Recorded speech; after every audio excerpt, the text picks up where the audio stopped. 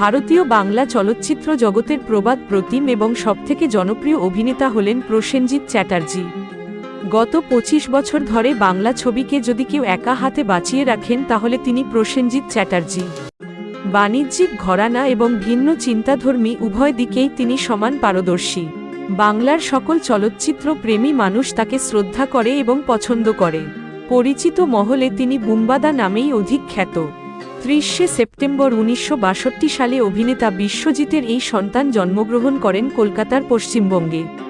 কলকাতার এয়ারপোর্টে English high স্কুলে ক্লাস 10 অবধি পড়াশোনা করে তিনি যোগ দেন সেন্ট জেভিয়ার্স স্কুল এবং পরে সেন্ট জেভিয়ার্স কলেজে। ১৯৮৩ সালে বিমল রায়ের দুটি পাতা ছবিতে তার প্রথম আত্মপ্রকাশ।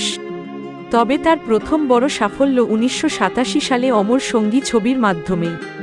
এই ছবি সেই সময় বাংলাতে প্রচুর জনপ্রিয়তা অর্জন করে এবং প্রসেনজিৎকে সুপারস্টার বানিয়ে দেয়।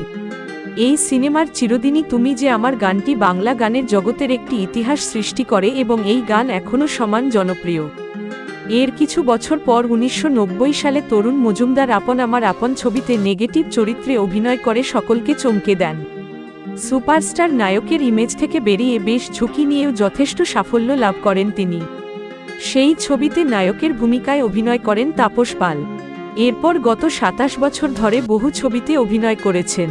তার সময়কার সমস্ত নায়কেরা এখন রিটায়ার করে গেলেও বাংলা ছবির সেরার শিরোপা কখনোই নিজের মাথা থেকে নামতে দেননি এই প্রতিভাশালী অভিনেতা। সময়ের চাহিদা মেনে বাণিজ্যিক অ্যাকশন ছবির ঘরানা থেকে নিজেকে সরিয়ে এখন ভিন্নধর্মী মৌলিক ঘরানার ছবিতে যথেষ্ট সাবলীলভাবে অভিনয় করে চলেছেন প্রসেনজিৎ চট্টোপাধ্যায়।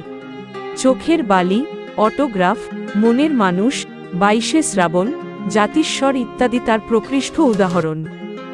শুরুতে অভিনেত্রী দেবশ্রী রায়ের সাথে বিবাহ বন্ধনে আবদ্ধ হন, কিন্তু সেই সম্পর্ক বেশিদিন টেকেনি। এরপর অপর্ণা গুহ ঠাকুরও তাকে বিবাহ করেন এবং তাদের একটি পুত্র সন্তান হয়। কিন্তু এই সম্পর্ক চিরস্থায়ী হয়নি। অপর্ণার সাথে বিচ্ছেদ হয়ে যাওয়ার পর অভিনেত্রী অর্পিতা পালের সাথে বিবাহ বন্ধনে আবদ্ধ হন প্রসেনজিৎ চট্টোপাধ্যায়। শতাব্দী রায়ের সাথে প্রায় ৫০টি ছবিতে অভিনয় করেন প্রসেনজিৎ চট্টোপাধ্যায়। ৩৫টি ছবিতে অভিনয় করেন রচনা ব্যানার্জির সাথে। ইন্দ্রাণী হালদারের সাথে অভিনয় করেন প্রায় ১৬টি ছবিতে। তবে সবথেকে বেশি যে নায়িকার সাথে তার নাম যুক্ত হয়েছে তিনি হলেন ঋতুপর্ণা সেনগুপ্ত। এই জুটিকে নিয়ে বাংলা সিনেমায় প্রচুর গসিপের সৃষ্টি হয়। এরা যদিও সেই গসিপকে কোনোদিনও পাত্তা দেননি বা স্বীকার করেননি। মনোমালিন্যের কারণে এই জুটি একসাথে ছবি করা বন্ধ করে দেন। প্রায় ২০ বছর পর শিবপ্রসাদ নন্দিতার হাত ধরে প্রাক্তন ছবিতে তারা আবার অভিনয় করেন। খুব উচ্চমানের ছবি না হওয়া সত্ত্বেও মূলত তাদের জুটির রসায়নেই এই ছবি সুপার ডুপার হিট হয়।